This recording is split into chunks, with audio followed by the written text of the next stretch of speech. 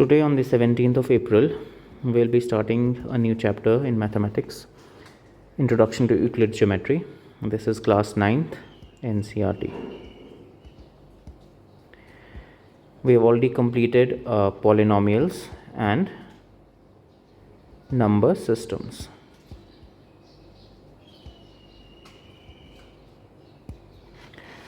So Introduction to Euclid Geometry is very important as far as the geometry portion in this textbook is concerned.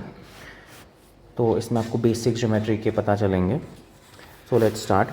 So let me read some lines. The word geometry comes from Greek words geo meaning earth and metron meaning to measure. So आपका जो ये geometry है, जियो का मतलब है अर्थ. तो आपके further classes में आपके सब्जेक्ट्स होंगे जियोलॉजी, इस क्लास में भी आपका सब्जेक्ट है जियोग्राफी. ठीक है. So geo in both refers to earth and metron. Metri comes from the Greek word metron. It means to measure. So आप ज्योमेट्री में अर्थ का मेजरमेंट करते हैं. सो ये बहुत सारी जगहों पे स्टडी किया गया. इजिप्ट में, बेबीलोनिया में, चाइना में, इंडिया, ग्रीस, ये इनका आज एक सिविलाइजेशन थी. ठीक है. So he has given you an example of river Nile. जब भी ओवरफ्लो हो गया, नाइल है, ठीक है, नाइल रिवर ओवरफ्लो हो गया मतलब इसमें फ्लड्स आ गए. ठीक है. नाइल कहाँ का रिवर है? Nile is a river in Africa. तो ओवरफ्लो हो गया, पानी यहाँ तक आ गया, और जब पानी रिसीड हुआ तो यहाँ पे जो लोगों के जो फील्ड्स थे, उनकी जो बाउंड्रीज़ थी, खेतों की जो बाउंड्रीज़ थी,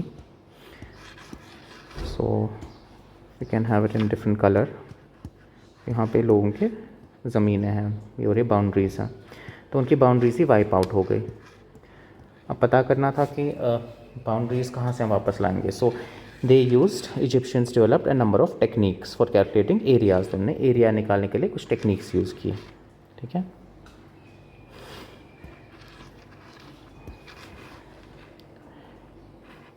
सो दिस इज़ द हिस्ट्री. क्या क्या history, we can go through it whenever you have time. तो इसके थ्रू आप जाइएगा. This is very interesting. There was a Greek mathematician by the name of Thales. तो he is credited with giving the first proof in geometry. तो उसने एक proof दिया था. इट वॉज बेस्ड ऑन कि सर्कल को अगर आप बाइसेप्ट करते हो बाई डायमीटर तो ये दो इक्वल हाफ्स हो जाते हैं. ठीक है. अगर सर्कल है, इसको डायमीटर से आप कट कर रहे हो, तो इसके जो दो हिस्से बनते हैं तो वो दो इक्वल हाफ बनते हैं, इक्वल पार्ट्स बनते हैं उसके. इसने ये प्रूफ दिया था. इसका एक स्टूडेंट था थेल्स का, उसका नाम था पाइथागोरस. ठीक है. पाइथागोरस आपने कभी सुना होगा Pythagoras theorem, right angle triangle के लिए, that hypotenuse square is equal to base square plus perpendicular square. तो Pythagoras also developed the theory of geometry. उसके बाद एक और आया, उसका नाम था यूक्लिड. इसके नाम पे हमारा एक चैप्टर है, introduction to Euclid geometry. He was a teacher of mathematics at Alexandria in Egypt. ठीक है. तो इसने अपनी एक फेमस ट्रीटाइज लिखी थी. ठीक है. उसका नाम इसने रखा एलिमेंट्स. एक किताब जैसी लिखी, बड़ी सी वॉल्यूमिनस किताब, उसका नाम रखा एलिमेंट्स. ठीक है. एलिमेंट्स को इसने 13 चैप्टर्स में डिवाइड किया. चैप्टर 1, चैप्टर 2, हर एक चैप्टर का नाम इसने एक बुक रख दिया. Book 1, book 2, book 3. सो इसके 13 बुक्स थे. ठीक है. अब मैथमेटिक्स में एक चीज़ होती है, one second, axioms. So axioms refers to statements which are regarded as true. इनको हम ट्रू मानते हैं. ठीक है. So axiom is a statement, कोई स्टेटमेंट जो हम ट्रू मानते हैं, सच मानते हैं, और ये फर्दर बाकी चीज़ों को फिर प्रूव करने के लिए हेल्पफुल होता है. फॉर एग्जांपल मैं बोलूँगा India lies in Asia. India lies in Asia मतलब इंडिया एशिया के कॉन्टिनेंट में है. This is true. We how can we prove it, but ये ट्रू है. We cannot prove it, but this is regarded as true because India does lie in Asia. Or say for example, sun rises in the east. Rises in the east. हमने east direction ये मान ली, west ये मान ली, and sun is rising in the east. Alright, so statements that are regarded as true without proving them are referred to as axioms. ठीक है, so they are the starting point for further reasoning. Further arguments फिर इसी से बनते हैं। आपके theorems जो हैं एक्सियम्स पे फिर हम डिराइव करते हैं बेस्ड ऑन एक्सियम्स। ठीक है, अब यहाँ पे आपको लिखा है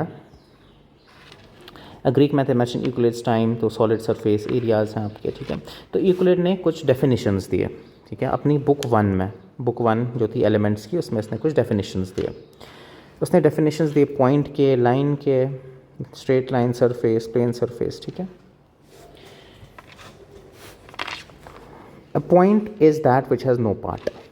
एक पॉइंट वो चीज़ होती है इसका कोई पार्ट नहीं है। आपके पास सपोज़ आपका ये पेंसिल है, इसके बहुत सारे पार्ट्स कर सकते हो आप, 1 पार्ट, 2, 3, 4, बहुत सारे पार्ट्स कर सकते हो। पॉइंट को ऐसे डिफाइन किया गया कि इसका कोई पार्ट नहीं कर सकते हो। See for example this is a point, इसका आप कोई पार्ट नहीं कर सकते। It is defined in such a way that a point can have no part. ठीक है, a line is breadthless length. आपका ये रेक्टेंगल है, इसकी ये लेंथ है, इसकी ये ब्रेड्थ है। ठीक है, एक लाइन वो होती है जिसकी एक ब्रेडलेस लेंथ है। लाइन की तो लेंथ होती है, से फॉर एग्जांपल मैं यहाँ पे एक लाइन बना रहा हूँ, लाइन, इसकी लेंथ तो है, से फॉर एग्जांपल ये 10 सेंटीमीटर की है। ठीक है, लेकिन इसकी कोई ब्रेड्थ नहीं है, मतलब ये vertically x x y axis पे इसकी कोई लेंथ नहीं, इसकी कोई ब्रेड्थ नहीं है। So we define line in such a way that it has length but not breadth, it's a breadthless length. The ends of a line are points. जो ends हैं लाइन के वो पॉइंट्स होते हैं। The ends of a line are points. Line के जो ends हैं वो, so the ends of a line are points. ये लाइन है आपकी, इसके जो एंड्स हैं वो पॉइंट्स हैं। सपोज मैंने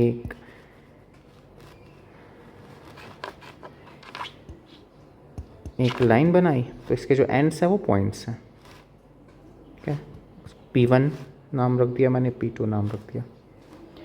a straight line is a line which lies evenly with points on itself. तो लाइन पे बहुत सारे पॉइंट्स हैं अपने, तो line is made up of points. तो लाइन किससे बनती है एक्चुअल में? बहुत सारे पॉइंट्स से। ये सपोज ये पॉइंट्स है, बहुत सारे इन्फिनाइट नंबर ऑफ पॉइंट्स हैं, इनको जोड़ के हमारी लाइन बन जाती है।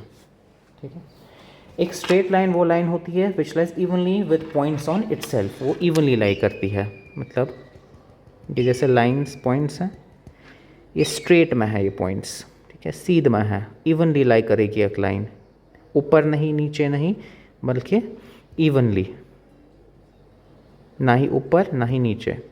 ठीक है, a surface is that which has length and breadth only. एक सरफेस की लेंथ और ब्रेड्थ होती है। फॉर एग्जाम्पल आपकी नोटबुक का पेज वो एक सरफेस है, उसकी एक, सपोज ये आपकी नोटबुक है, पेज है, उसकी एक ब्रेड्थ है, उसकी एक लेंथ है। सो ये सारा बन गया सरफेस, इसको हमने डिफाइन करते हैं surface. A surface is that which has length and breadth only, खाली लेंथ एंड ब्रेड्थ। आप हाइट नहीं कह सकते हो, हाइट है कुछ इसकी, नहीं, it just has a length, it has a breadth. आपका ब्लैक बोर्ड या वाइट बोर्ड आपके क्लासरूम में, it has a length, it has a breadth, so it's a surface. It's a 2 dimensional surface, 2 dimension में इसके, length है, breadth है इसकी। The edges of a surface are lines. जो edge है सरफेस का वो लाइन्स है। ये आपका, अभी मैंने आपको नोटबुक का एग्जांपल दिया था, इसकी जो एड्स हैं, मतलब ये एक एज है, ठीक है, ये एक एज है, ये एक एज है, ये एक एज है, वो सारी लाइन्स हैं। एक लाइन है, ये वाली एक लाइन है, suppose L1, this line is L2, this line is L3, this line is L4। तो सरफेस की जो एड्स हैं वो लाइन्स होती हैं। A plane surface is a surface which lies evenly with the straight lines on itself. A plane surface कौन सी हो गई? Which lies evenly with the straight lines on itself. इसमें एक सरफेस है, इसकी एक लाइन है, ये वाली लाइन, ये वाली लाइन है, ये वाली लाइन है, ये वाली लाइन है।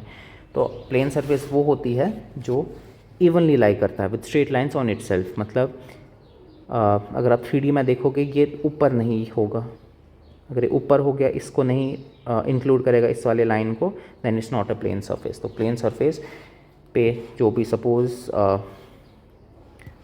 This is your black board in class, तो इसके अंदर मैं कुछ लाइन्स बनाता हूँ, ठीक है, L1 L2 स्ट्रेट लाइन्स, या सपोज ये वाली, इसका नाम मैं दे देता हूँ L3 है, तो ये वाली सपोज़ ये वाली ये L4 है। तो सारी लाइंस इसी प्लेन के ऊपर होंगी, मतलब they will be included in the plane, ठीक है। तो अगर कोई लाइन बाहर है प्लेन के या अंदर है प्लेन के, then it is not a plane surface. तो कभी कभी आप ऐसे कंसिडर करो एक सरफेस, कहीं कहीं पे ये बाहर है, तो ये थोड़ा सा बाहर है, ठीक है, यहाँ पे अंदर है plane. So I'll teach you when we'll be having a class in person, तो उस टाइम मैं आपको 3D में सिखा दूंगा ये, ठीक है। So this is not a plane surface, ठीक है, ऑलराइट।